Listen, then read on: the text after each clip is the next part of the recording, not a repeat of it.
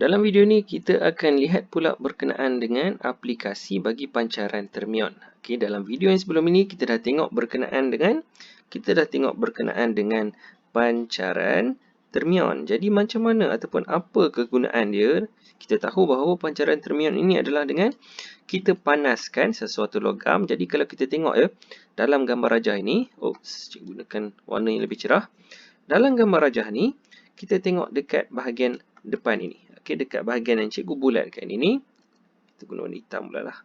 Okey, dekat bahagian yang cikgu bulatkan ini, apa yang berlaku adalah kita bekalkan kuasa kepada satu filamen. Jadi bila kita bekalkan kuasa ini, dia akan ada tenaga haba yang mengalir dan memanaskan filamen ini. Jadi filamen ini akan jadi panas.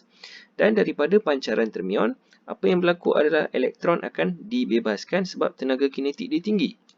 Okey, jadi sekarang apa kaitan dia dengan sinar katod?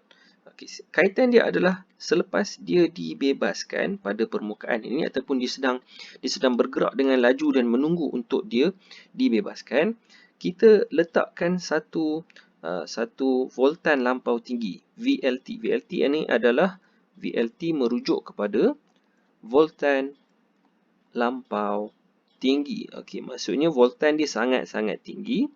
Okey, jadi dekat sini juga dia ada dua bahagian. Kita punya voltan lampau tinggi, katod yang bercas negatif dan juga anod yang bercas positif, terminal negatif dan juga terminal positif. Jadi bila ada voltan yang sangat tinggi, beza keupayaan yang tinggi antara katod dan anod, apa yang berlaku adalah elektron ini dia dah pada asalnya daripada pancaran termion, dia sedang menunggu untuk keluar daripada permukaan tu. Dan bila kita ada voltan lampau tinggi, dia akan memecutkan elektron daripada katod kepada anod. Jadi, elektron akan dipecut ke arah anod dengan laju sebab kita gunakan voltan yang sangat-sangat tinggi. Okey, jadi apa yang berlaku adalah bila elektron ini bergerak, maka dia akan menghasilkan apa? Dia akan menghasilkan sinar katod. Bila elektron ini dia dipecut, dia akan menghasilkan satu sinar yang kita namakan dia sebagai sinar katod. Jadi, secara asasnya ada dua proses lah yang berlaku, iaitu yang pertama adalah pancaran termion dengan cara kita panaskan dia.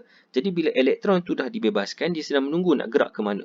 Jadi, apa yang kita buat adalah kita bagi dia gerak pada satu arah, iaitu dengan cara kita gunakan voltan lampau tinggi yang mana elektron dia akan bergerak daripada katod kepada anod dengan pantas sebab kita gunakan voltan lampau tinggi. Kalau kita kurangkan voltan, maka dia punya tenaga ataupun kelajuan dia akan berkurang sebab voltan dia rendah. Okey.